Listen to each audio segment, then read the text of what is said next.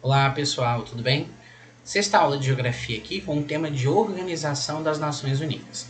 Para nós compreendermos como essa organização funciona, nós temos que entender três aspectos. Primeiro, o contexto histórico que ela surge. Segundo, como é a organização interna dela. E terceiro, qual que é a sua função no contexto geopolítico atual. Peço que agora vocês peguem os seus livros e vamos lá para a página 86. Na página 80 e... Desculpa, pessoal, página 86, isso mesmo. Antecessora da Organização das Nações Unidas, a Liga das Nações. Então, em 1919, logo após o fim da Primeira Guerra Mundial, nós temos a criação da Liga das Nações. A Liga das Nações ela tinha a função de evitar conflitos e manter a organização e a paz do mundo. Porém, a gente sabe que em 1939 ocorre a Segunda Guerra Mundial. Então a Liga das Nações não consegue evitar esse acontecimento e em 46 ela vai ser dissolvida. Quando isso acontece, você vai ter que ter uma outra organização para substituí-la. Em 1945, um pouquinho antes do final do final da Liga das Nações, ocorre a Conferência de São Francisco. A Conferência de São Francisco ela foi responsável por formalizar a criação de um novo órgão. Esse órgão é o que nós estamos estudando, a ONU, que tem como função principal manter a paz, evitar conflitos e utilizar a diplomacia para que esses conflitos sejam resolvidos. Quando a gente fala da criação da ONU, nós temos que pensar quem eram os países que estavam mais interessados nessa criação. Então nós tivemos Estados Unidos, China, Reino Unido, França e União Soviética. Esses países então sentaram-se, assinaram a Carta das Nações Unidas, se comprometendo a participar nos elementos que nós vamos estudar mais a pouco. Então nós tivemos a criação da Carta das Nações Unidas. Nesse preâmbulo, eu vou dar uma lida para vocês, nós vamos entender um pouquinho do objetivo dela. Olha aqui. Nós, os povos das Nações Unidas, resolvidos a preservar as gerações vindouras do flagelo da guerra, que por 2 vezes no espaço da nossa vida trouxe sofrimentos indizíveis à humanidade, e a reafirmar a fé nos direitos fundamentais do homem, na dignidade e no valor do ser humano, na igualdade de direito dos homens e das mulheres, assim como das nações grandes e pequenas, e a estabelecer condições sob as quais a justiça e o respeito, as obrigações decorrentes de tratados e de outras fontes do direito internacional possam ser mantidos e a promover o progresso social e melhorar condições de vida dentro de uma liberdade ampla. A gente percebe, então, que a ONU ela tem muito o seu aspecto social, de tentar cuidar das nações mais frágeis e tentar cuidar das pessoas mais frágeis. Aqui nós vamos ter muitos elementos falando sobre os direitos humanos, beleza? Aqui, então, eu vou falar um pouquinho sobre onde é que está a ONU e o seu representante, o seu secretário-geral, que é o Antônio Guterres. Então, a ONU, a sede dela está lá em Nova York, nos Estados Unidos. Porém, ela possui escritórios em vários outros lugares do mundo, como eles. Genebra, Nairobi, Viena, Bangkok, Santiago, Addis Abeba e Beirute, entre outros. Ela possui alguns idiomas oficiais que são o árabe, o chinês, o inglês, o francês, o russo e o espanhol. O Guterres ele é o secretário-geral da ONU no mandato desde 2017, que vai até o ano que vem, 2021. Ele é português. Os órgãos descritivos na Carta das Nações Unidas. Então nós temos 6 órgãos dentro da ONU, que são eles: a Assembleia Geral, o Conselho de Segurança, o Conselho Econômico e Social, o Conselho de Tutela, a Corte Internacional de Justiça e o Secretariado. Para a gente, os mais importantes são a Assembleia Geral e o Conselho de Segurança. Primeiro, a Assembleia Geral. Ela vai ser composta por 193 membros. Ele é um órgão normativo e deliberativo da organização. Todo ano, então, vai ter a organização com os representantes desses 193 membros, desses 193 países. Essa Assembleia Geral tem como função principal tomar decisões administrativas e orçamentárias, ok?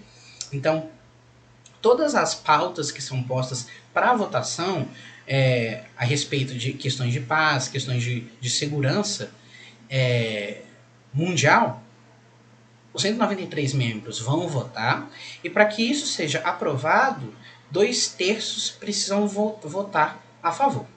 Aqui é algo muito importante a gente entender esse finalzinho aqui. Algumas outras questões podem ser resolvidas por maioria simples, e as decisões desse órgão têm caráter de recomendação, ou seja, não é obrigatório que sejam seguidas. A Assembleia Geral, então, é composta por 193 membros, todos eles votam. A maioria das pautas elas precisam ser aprovadas com 2/3 dos votantes votando a favor de tal pauta. Em alguns casos, a maioria simples vai resolver. E ela tem poder de recomendação. Guardem isso na cabeça. Vamos ver como funciona o Conselho de Segurança. O objetivo principal do Conselho de Segurança é manter a paz e a segurança no mundo. Ela possui 15 membros. Dentre os 15, 5 são permanentes, que são eles: China, Rússia, França, Reino Unido e Estados Unidos.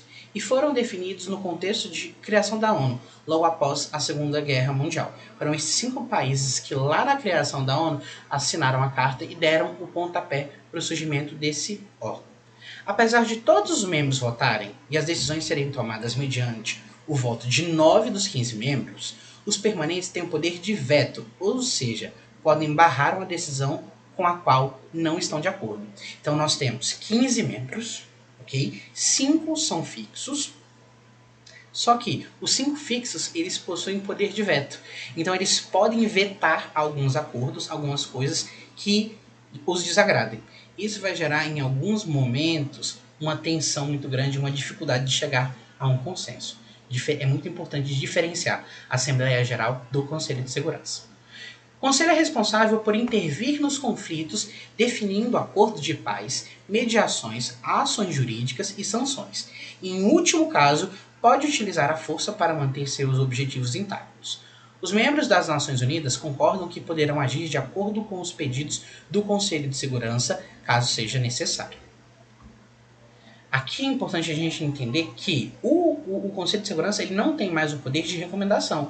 O que for decidido, ele é seguido. É como se tivesse um poder de lei. Beleza?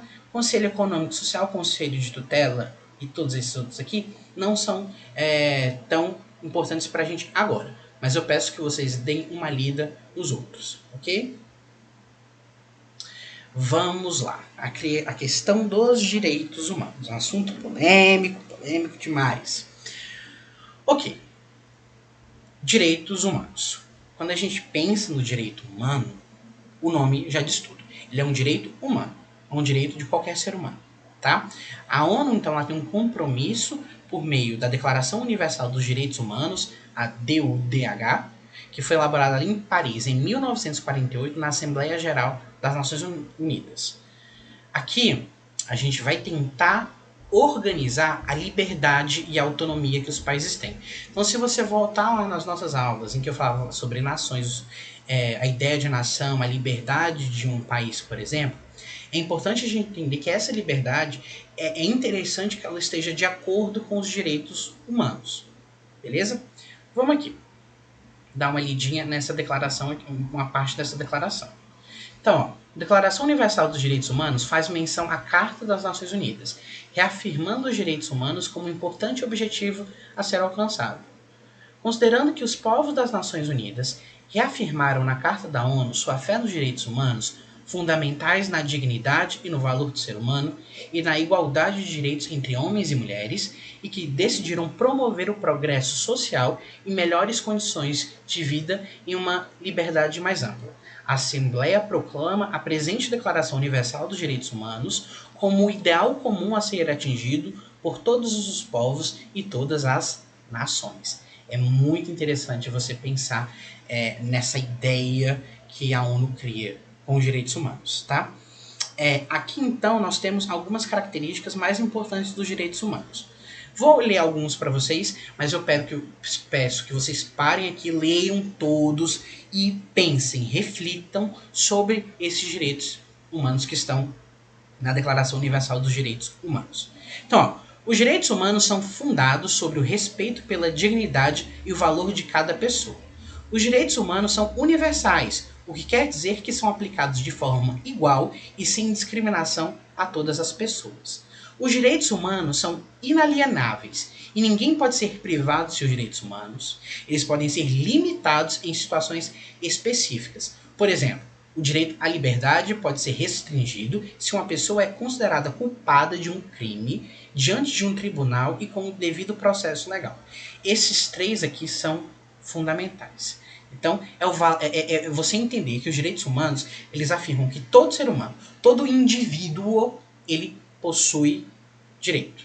E ele é uma pessoa. E cada pessoa, cada ser humano, ele possui um valor.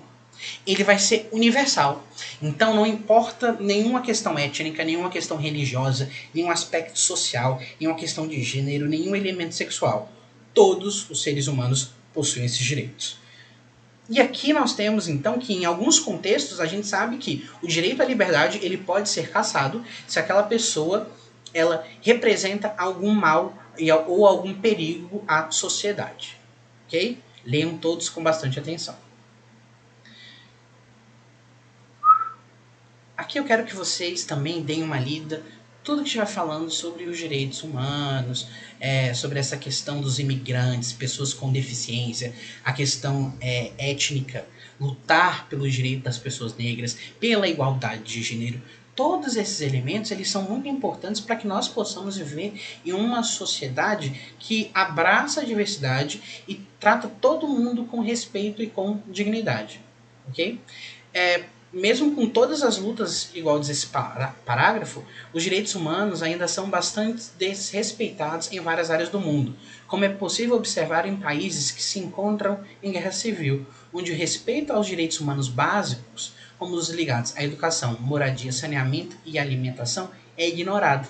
Entende? É muito complicado você perceber que nós ainda vivemos num contexto mundial em que pessoas não têm acesso à moradia, não têm acesso ao saneamento, não têm acesso à educação, à alimentação. Então, todos esses direitos, eles seriam do ser humano. Aqui é importante eu salientar para vocês que os direitos humanos eles não podem ser respeitados mais ou menos. Não, não tem isso. Eu respeito alguns e desrespeito outros. Não. Para você entender os direitos humanos e para você respeitá-los, você precisa seguir todos eles. Ok? Mas esse parágrafo aqui, lê para vocês. A violação dos direitos humanos não é realidade apenas das nações mais pobres. E está presente, às vezes, de maneira mais sutil em todo o mundo, tanto em países desenvolvidos como subdesenvolvidos. Alguns exemplos de violação são trabalhadores submetidos a condições análogas à escravidão, trabalho infantil, superlotação em más condições de prisões, violências contra as mulheres, dificuldade de acesso das crianças à escola, perseguições políticas, torturas, entre outros. Aqui eu quero reafirmar o que eu acabei de dizer. Então, muitas vezes você vê uma pessoa que fala, olha, eu sou contra os trabalhos análogos à escravidão, eu sou contra o trabalho infantil, eu sou contra a violência contra as mulheres, sou contra a dificuldade do acesso às crianças, à escola, contra as perseguições políticas, torturas, entre outros. Mas eu não me importo, por exemplo, com as condições de vida das pessoas que estão presas. Você não pode fazer isso, entende? Se você é a favor dos direitos humanos, você tem que ser a favor de todos. Se você não é a favor de um, você não é a favor dos direitos humanos. A questão da paz e da segurança na ONU. Aqui então nós temos as missões de paz que a ONU faz. Essas missões de paz têm como objetivo ir em áreas que estão sofrendo conflitos e tentar, de alguma forma, resolver vários problemas. Olha aqui. Muitas missões de paz são enviadas no pós-conflito para ajudar os países a se reerguerem. Essas tropas são compostas de diversos profissionais, que incluem incluem administradores, médicos, professores, policiais, economistas, entre outros. É importante destacar que a presença dos Estados-nações na missão é crucial, uma vez que a ONU não tem força militar própria. Então essas missões têm como objetivo principal ajudar esse país a se reerguer depois de um conflito, ok? Deem uma lida em todos esses aspectos que são muito importantes, pessoal, para vocês entenderem tudo isso, tá? Aqui eu quero então que vocês façam os exercícios de todo esse capítulo, leiam com bastante atenção todas essas informações e qualquer dúvida que você tenha, deixe aqui nos comentários que assim que possível eu vou respondê-las, ok? Um abraço para vocês, até a próxima. Tchau, tchau.